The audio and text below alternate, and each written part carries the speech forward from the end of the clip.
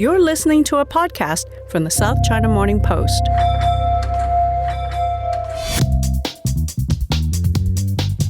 Hello and welcome to the China Geopolitics podcast with me, Finbar Birmingham, the Europe correspondent at the South China Morning Post. We're coming at you from Hong Kong, but we're mostly discussing events thousands of miles away this week, in Europe mainly.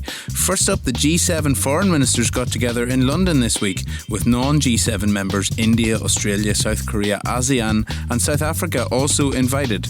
Top of the agenda was, of course, China. 2 hours of talks focused on Beijing with a hefty dollop of strongly worded statements to follow. There's that, plus China's potential new ambassador to Washington and the resuscitation of US-China trade talks to discuss with political economy editors John Carter and Zhou Xin at the top of the show. I'll then speak to a very special guest all the way from Budapest. Tamas Matura is an expert in Hungarian-Chinese relations at the Corvinus University of Budapest. And boy, is that a topic we're keen to get stuck into. Hungary once again blocked the European Union's planned resolutions on Hong Kong. But there's much more to this story than meets the eye. A really good interview, that one. Another bumper episode from a stinking hot Times Square here in Hong Kong. Let's crack on. The week in China geopolitics was dominated by an event at which China was not present. The G7's foreign ministers gathered in London at the start of this week to discuss all things related to the Indo-Pacific. And of course, China was a massive part of this. A massive communiqué came at the end of the three-day event in which there were a solid 13 mentions of China.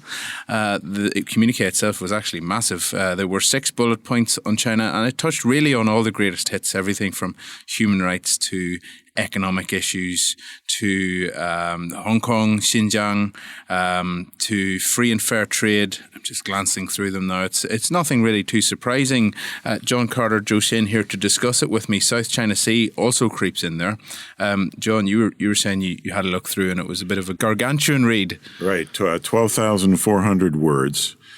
28 pages. It covered everything and in depth. And so, so they've established a baseline.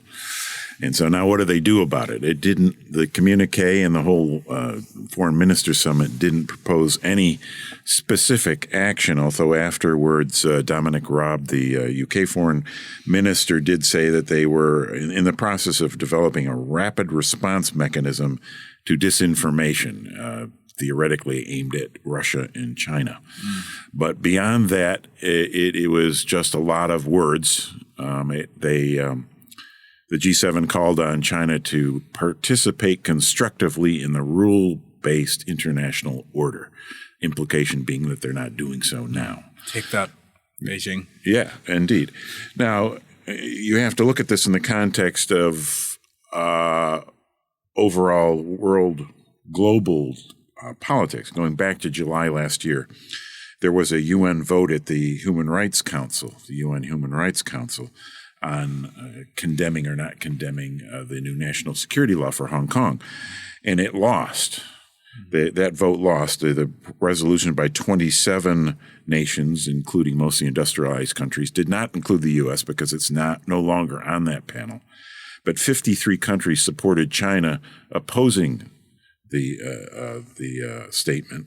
A lot of countries from Africa, a lot of developing countries that China supports through the Belt and Road Initiative.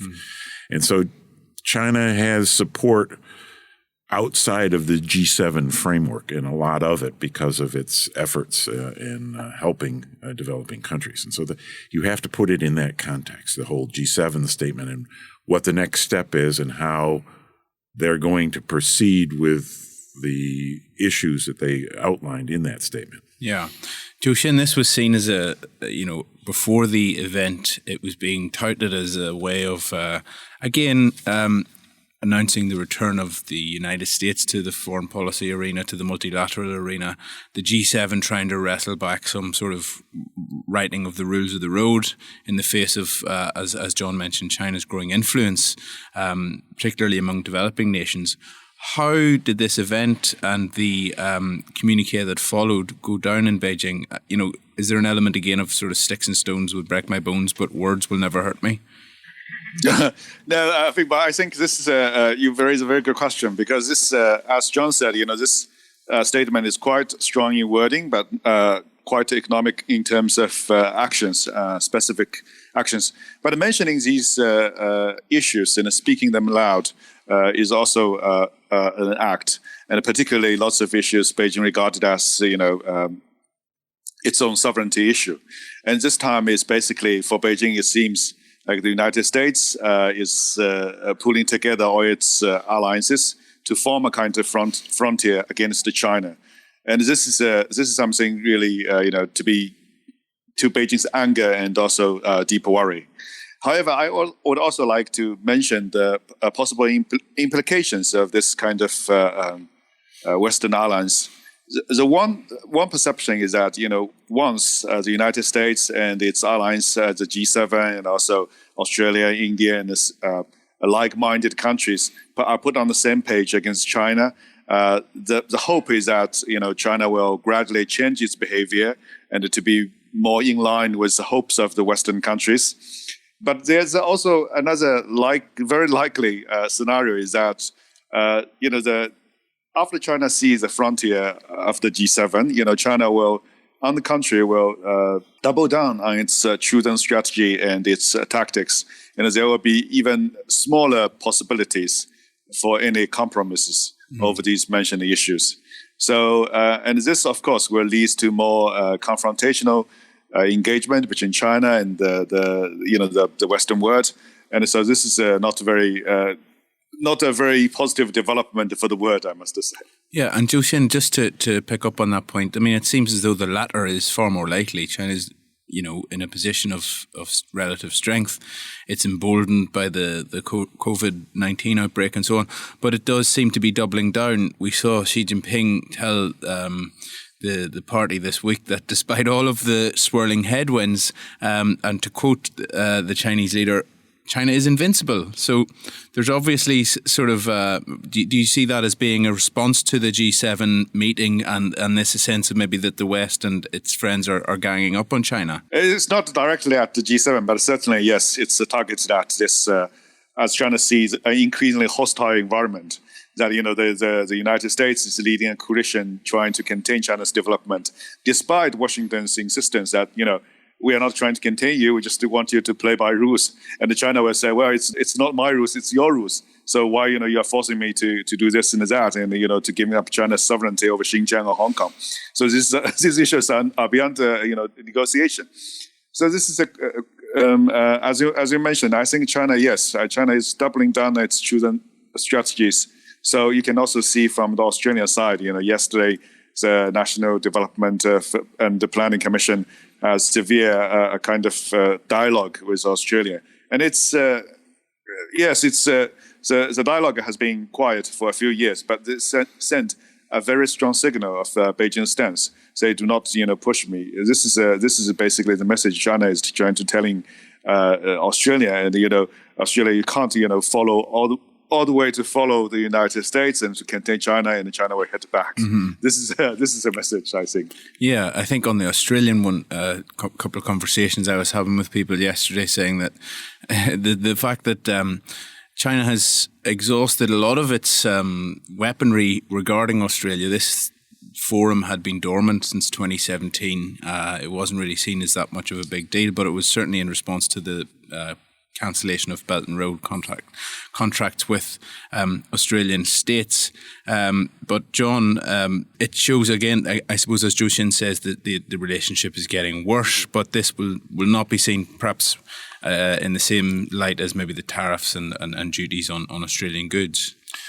Yes, and a story we're working on at the moment is that the National Development and Reform Commission approves investment projects. So it has a lot of power to block investments where it doesn't want those investments to go, like in Australia. So this may be a warning shot, effectively, because, as you say, this strategic economic dialogue hadn't taken place since 2017. There was no major practical impact of cutting it off, except to formally say, make clear what had already been taking place. We aren't talking to you. And so now we're saying we're definitely not talking to you. But the NDRC and the Chinese government have other arrows in their quiver that they can fire at Australia if they want to. Also today, the industry ministry is announcing a plan to cut back on steel production in order, at least the top line argument is in order to cut pollution emissions. But that also reduces demand for Australian iron ore. And so what does this do? Over the longer run, there are major things that China can still do to crimp Australia. And China is using Australia as an example for the rest of the developed world. We can do this to you. Remember, this is all part of its strategy that the world needs the Chinese domestic market as much, if not more, than China needs the world. And we will see. We will see, indeed. One thing that we have seen is that the new U.S. Trade Representative Catherine Tai gave a couple of interviews this week in which she intimated that there may be talks afoot with China's Vice Premier Liu He, who of course was the chief representative during all those rounds of trade talks with Washington, which we covered in depth. John, is this just a sort of formality? I guess they have to talk at some point, or has this been seen as somewhat of an olive branch, or is it just, what's your sense of it? Potentially an olive branch, but it's more a formality, at least initially. I mean, this would be the first conversation between Tai since she was nominated and confirmed by the U.S. Senate, and Liu He who is President Xi Jinping's main economic advisor. And as you say, Liu He led the trade negotiations. Liu He was the one who signed the trade agreement back in January of last year. So they're going to talk about progress in the Phase 1 trade deal, and the deal itself calls for meetings every 6 months. The last meeting was in last August, so it's overdue. So this is more procedural than anything substantive. No one expects the U.S. to say, oh, we've seen the light and we're going to reduce the trade tariffs. I mean, Tai herself has said we're going to keep the tariffs on. Why would I give up the leverage there? We need to see more progress. They're going to look for what China is going to tell them about meeting the $200 billion purchase agreement in the trade deal. China has met about 60% of that up to now, and so they have a ways to go to catch up. And will they catch up? And what happens next February when the 2-year deal ends? Does it go on, or does it just expire even if China has not met all the purchase requirements? So these are things they're going to talk about. They're also going to talk about intellectual property protection, which is also in the trade deal. The USTR issued a statement last week recognizing progress, but not enough progress. So the U.S. is going to push in that direction. What the analysts we've talked to have said, this is all very nice and good, but even if there is progress, quote unquote, on the trade side, it will not do much to improve the overall dynamic of the U.S.-China relationship. Bloomberg had a story overnight that the Biden administration is likely to continue its prohibition on investments in certain Chinese companies related to the military.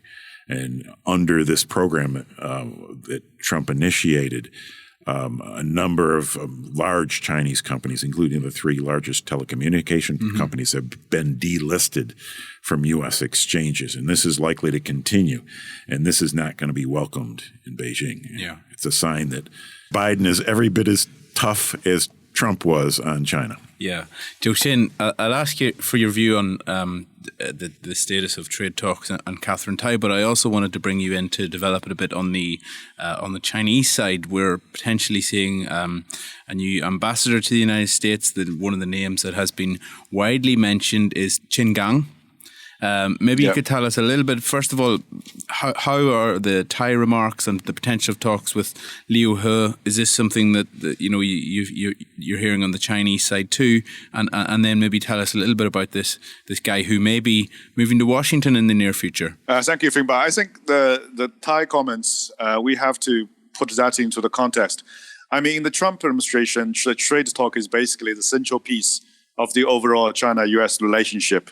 But I think to today, in the Biden administration, The differences are more about the values and ideology, human rights, and it's more in-depth. It's more difficult to solve. So even China agreed to meet, as John just mentioned, as a protocol to meet with trade counterparts in Washington. That really doesn't, has lots of strategic implications. If the trade talks are going to be narrowed down to, as you know, how many tons of soybean China has to buy, then this become really like no issue for the overall relationship.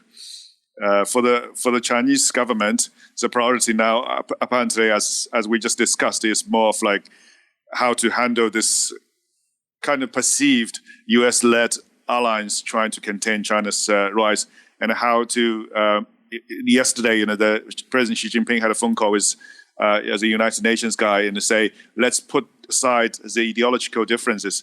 As for Beijing, it seems quite clear that the values and the ideology differences are become the centerpiece of the two relations, the relationship between the two countries. So this is a more difficult and more in-depth problem, and it's much harder to solve than, say, trade imbalance issues. Yeah. And just a quick point on that. Don't forget that the US and China, since Biden has come in, they've already had one meeting in Alaska, and that one didn't go particularly well. So I don't know what that says about future meetings, but worth keeping in mind that this is not the first time that the two countries have gotten together. Zhou Xin, on to the potential for a new ambassador. What can you tell us about this gentleman? Yes. We had a very good story from our colleague Shi Jiantao, write about the background of this guy, and also if you put this the appointment of Qin Gang as a likely the new Chinese ambassador in Washington in this context, because China is also, at least for the Chinese top leadership, they also they're seeing there's some big changes in the bilateral relationship. So Qin Gang's appointment, which seems on the surface is kind of break of tradition. By China's diplomatic history, Qin Gang has never been an ambassador. Qin Gang has never worked for, in his portfolio, he has never managed the bilateral relationship between China and the United States. So for these two issues, people say he is a black horse. Well, to some extent it is, but also he has like two shining qualifications that will make him the likely ambassador, because A, he's trusted by President Xi.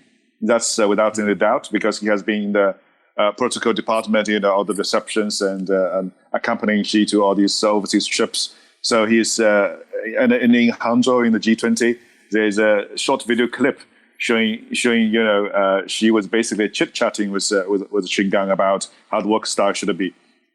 So without any doubt, he has the trust of the top leader. This is the most important thing.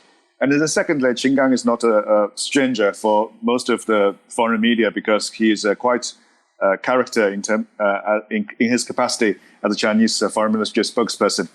In fact, some of the wolf warrior rhetorics, or the stance of hitting back at hard questions, started from Qin Gang. So Qin Gang is seeing a person who has the skills and has a capacity, has a courage, or has a knowledge, has expertise on how to dealing with harsh questions. So this also made him a likely candidate, because in the coming years, as I just mentioned, the U.S.-China relationship are likely to become more confrontational. So there will be lots of events for the ambassador to strongly deliver China's message. And so this, in terms of this, I think Qin Gang will be a very competitive candidate for this position. And as a replacement, you're saying that Qin Gang is maybe the architect, or at least semi-involved in the origins of this wolf warrior diplomacy. Does this represent a changing of the guard? Like, is this really formalizing this era of diplomacy in China? Yes, to some extent, yes, because Cui Tiankai is, widely regarded as like one of the older generation of Chinese diplomats, brought up in the Deng Xiaoping area, in the Brunei, in the Jiang Zemin area. And, his prime time should be during the Hu Jintao era. And certainly compared to that time, China's diplomacy has becoming more, some say assertive, or in China's own words, is more confident. So I think Qinggang is more, of course, represent more of the new style of Chinese diplomacy compared to Cui Ting. Yeah. Moving really quickly on to our last topic, I wanted to touch on the news this week about vaccine waivers for intellectual property. Catherine Tai, who we've already talked about, a bit of a bombshell announcement saying that the US would propose or at least back a move to postpone or suspend IP for vaccines in a way, I guess, to roll them out around the world. John, how has this been seen? Does this have legs, and does it have any impact on China, or are they involved? It has legs in a PR sense, yes. I mean, it's because it makes America look good. It will help, in theory, will help the vaccine get to developing countries faster. But in practical terms, it is just a step in a long process. The vaccine waiver was originally proposed by India and South Africa, who happened to be at the foreign ministers meeting this week, and is supported by more than 100 countries. But now it goes to the World Trade Organization, which has to approve it. And as you can tell,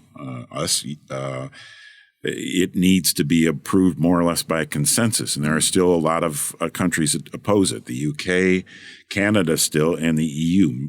Angela Merkel, the German chancellor, came out overnight and opposed it, the waiver. And so it's not at all clear that the WTO will approve this waiver. And in practical terms, even if the waiver isn't approved, it just opens up the ability of certain countries to develop their own vaccines without worrying about impinging on others' patents. But the ability and the development of vaccines is very complex and takes a lot of time. And a lot of the big pharma companies have said, look, we could have supplied a lot more vaccines to the developing world if not for trade barriers that already exist. And so the waiver isn't the problem. The problem is getting production to the places where it's needed.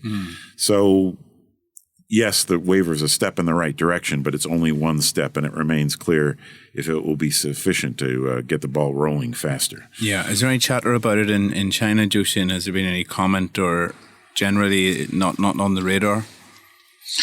I'm not paying particular attention to that, but the only thing I realize is that all the vaccine-related stocks has plunged yesterday.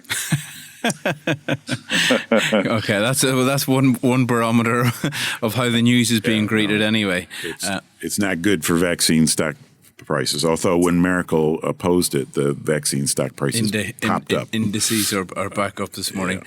Great stuff. Guys, that's been really interesting. John Carter, Jushin, thanks for joining us. Thank you. Thank you. As critical news stories emerging from China continue to shape lives and business around the world, the weekly SCMP Global Impact newsletter brings you expert analyses and insights on the economics of COVID-19, society, technology, and the environment. Sign up to receive your weekly email at scmp.com/newsletters. It's been a busy week for EU-China relations, and Hungary has been right at the centre of it all. I'm joined on the line by Tamas Matura, who is a China expert at the Corvinus University of Budapest, to talk about Hungary's role in all these events. Tamas, we saw this week again for the second month in a row, the Hungarian government in the representation in Brussels blocking EU's conclusions on Hong Kong. Now, these are conclusions which were supposed to be adopted at the Foreign Affairs Council, which would have seen the EU criticise Beijing's crackdown on Hong Kong, the national security law, the electoral reform. It would have seen some measures introduced around EU member states' extradition treaties with mainland China, around the freedom for Hong Kong people to move and work in Europe. Nothing too biting, but nonetheless conclusions that the EU hope to pass. What is behind Budapest's continual obstinance here, Tamas? Why are they blocking the EU's efforts to do something on Hong Kong? Okay, I think to understand Hungary's foreign policy and China policy, first of all, we have to understand the bigger picture, and that is the so-called peacock's dance. The Hungarian Prime Minister, Viktor Orban, mentioned it several times that his foreign policy can be compared to a peacock's dance. What does it mean in reality? It means that this is not only about China. This is about Russia, Turkey, the United States, the EU, and Germany in particular. And this is an opportunistic foreign policy followed by the prime minister. It technically means that he always tries to please every major player in the Central and Eastern European region. So he takes one step to the right, one step to the back, and tries to rattle his beautiful feathers to please everyone, including Russia, Turkey, and all of these major countries. I know it sounds funny, but actually it is the prime minister himself who described his foreign policy strategy, or I would rather say it's a tactics, as a peacock's dance. So whatever he does about China, it is in the context of this wider picture or bigger picture. So when it comes to China itself, I think we have to pay attention to some very important details. And that is, in the past decade, the Hungarian government has offered a lot of gestures and symbolic, gifts, if I may say so, to the Chinese. But there is a very important detail over here, that whatever the Hungarian government has presented to China as a gift has always been political by nature. Including Hong Kong issue, including the South China Sea issue, when the Hungarian government kind of supported the Chinese understanding, when it comes to blocking joint EU statements, when it comes to not criticizing the Belt and Road Initiative, like many other European countries did, or all other European countries did. So it means that all of these gifts are political by nature. And meanwhile, when it comes to issues where economic considerations are at stake, especially economic considerations important to Germany, in those cases, the Hungarian government always sticks to the European stance or the German understanding of that particular issue. So this is a double game, if I may say so. On the one hand, pleasing the Chinese when it comes to these political clashes between the West and China, and at the very same time, sticking to German economic and industrial interest, because in reality, the Hungarian government is not dependent on China. It is heavily dependent on Germany. Mm-hmm. But given the past decades, international circumstances, it seems that this kind of opportunistic foreign policy, this kind of tactics, may pay off in the short and medium term. I'm not sure about the long term, because the world is heading towards an international environment where sooner or later a country may have to choose whether it sticks to Western values or not. Yeah, it's interesting because, obviously being out here in Hong Kong covering Chinese affairs, we talk a lot about Hungary in the context of China, and perhaps it's lost in the wider coverage that Berlin is more important than Beijing. If Berlin was harder line on China, obviously great trade relations, huge investment, and huge commercial ties between Germany and China, but the German leadership is obviously more reluctant than other parts of Europe to be very critical of China. Do you think if that situation was to change, we've got a German election this year, then we may see this peacock dance have to take a new direction? Absolutely, but a lot depends on what kind of direction Germany may choose following its elections, because now a lot of people expect that any kind of new German government, especially one with a strong presence of the Green Party, may change the attitude of Angela Merkel's Germany towards a new direction and a more confrontative direction when it comes to China. However, I'm a little bit, doubtful, because we know that we have this experience that whenever a party is in opposition, it is easy to be critical. It is easy easy to promise, confrontative measures. However, when you get into the government, then you have to face the reality. You have to face that China is super important. And in a matter of days, important German industrial interest groups will knock on your door and will tell you that, hey, yeah, we do understand the importance of human rights and all these value-based issues, but we still want to keep selling our cars and other stuff in China. So please be considerate about dealing with China. So frankly speaking, I do not expect a huge turnaround in German foreign policy vis-à-vis China. So in that regard, what may trigger a change in Budapest foreign policy is either the Hungarian elections next year, 2022, May 2022. And even though it is highly probable the current government can keep its seat, but that is also sure that in 12 years, this is the first time when a defeat is on the table, so we cannot exclude that. And a new Hungarian government would definitely follow a very different China policy, because I think that's an important detail, that the Hungarian pro-China policy is a personal policy of the prime minister and some important people in the governing party. There is no public support in Hungary behind that. There is no media support behind that. And even economic considerations do not really play into this whole game, because the real economic importance of China to the Hungarian economy is not that high. So in case of an opposition party or parties or coalition comes into the picture next year, I expect a major change in the Hungarian foreign policy, generally speaking, and in particular towards China. And the other major factor that may play into this game is, of course, the Biden administration. Last year, I had the pleasure to attend the conference where Central European and very high-profile American China experts exchanged some views.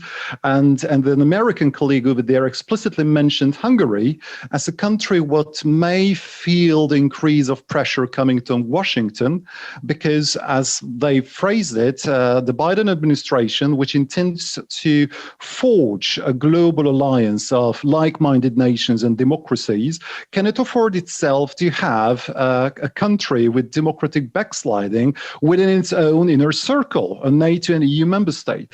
So I think this process may have already started in the background behind the curtains.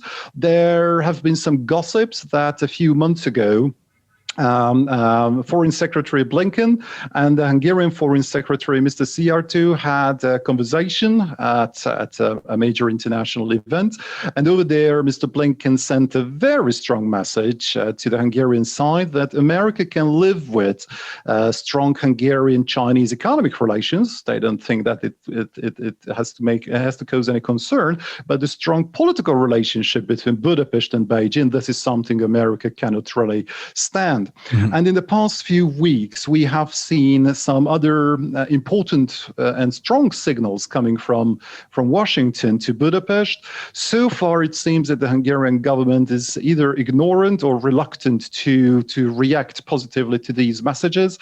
Last week, the Chinese ambassador in Budapest had the opportunity to publish 2 op-eds in 2 major Hungarian governmental mouthpieces, and the next day, Viktor Orban announced his intention to travel to Beijing soon.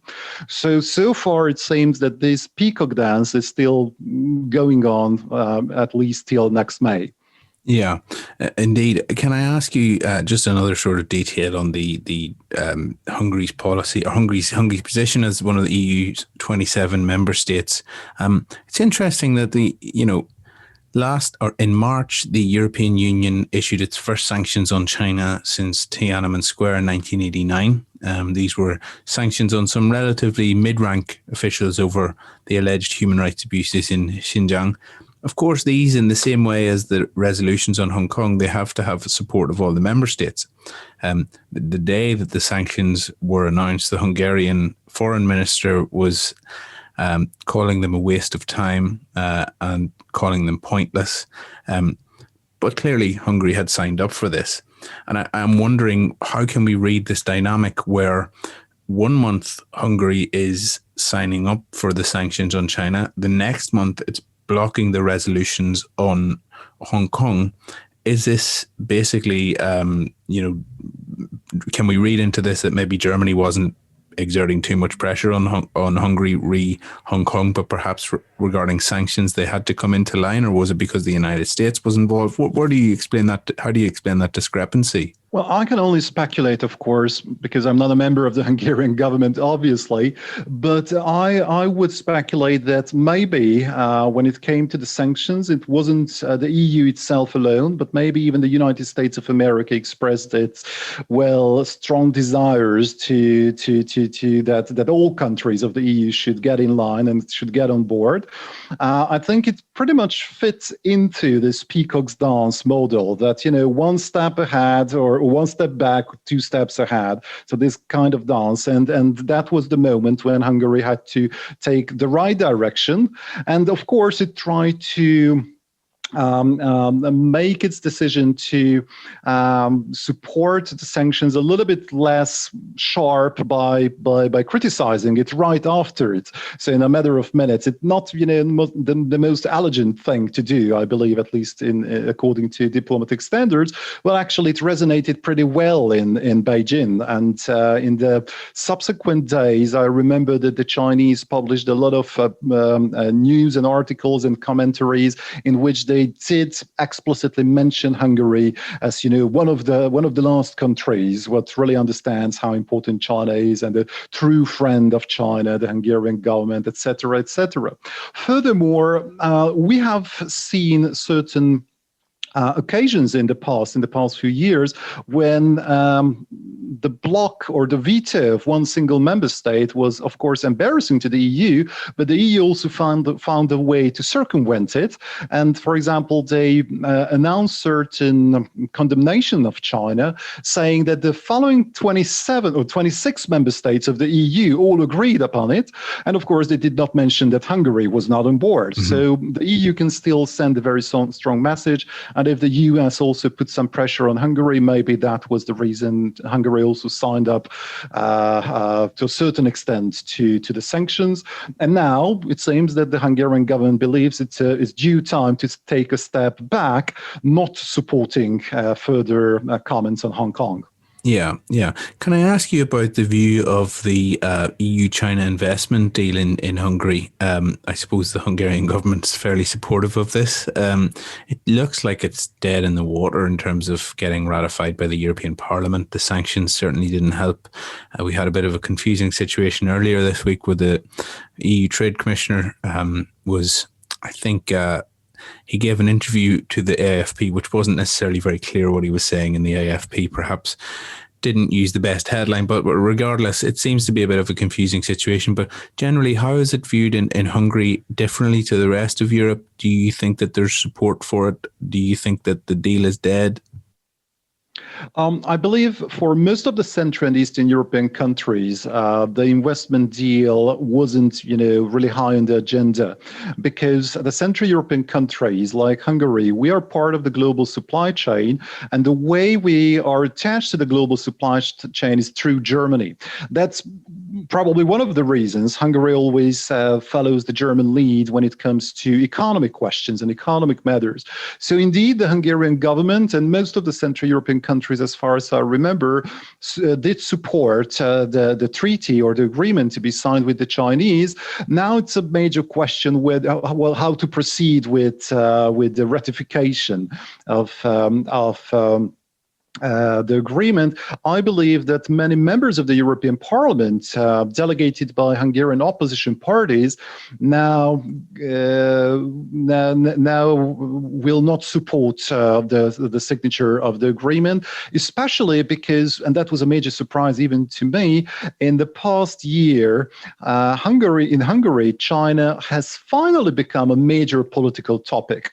In the past 10 years, actually, China wasn't really important as a topic in Hungary, because all the major parliamentary parties technically supported a strong relationship to China, because the very strong relationship between the two sides wasn't initiated by the current government. It started back in 2003 when the socialist prime minister of the time visited Beijing, and the socialist and left-wing parties started this whole procedure to start a kind of rapprochement towards China.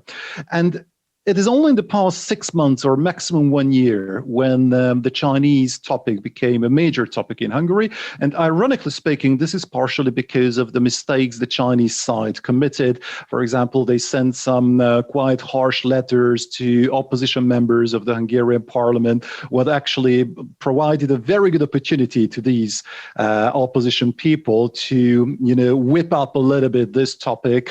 And because of the Belgrade-Budapest railway line, because of the potential arrival of Corvinus University to Budapest, and all of these somewhat shady issues turned the topic of China into a major political debate in Hungary. Tamas, Matura, thank you so much for your time. Thanks for listening to this week's China Geopolitics podcast with me, Finbar Birmingham at the South China Morning Post. It's been a really busy week. The news cycle is relentless, but we're trying our best to keep pace with it. We'll be back next week with more of the same. Tune in then and stay safe. For more podcasts from the South China Morning Post, head to scmp.com, where you can hear more about technology, trade, culture, and society.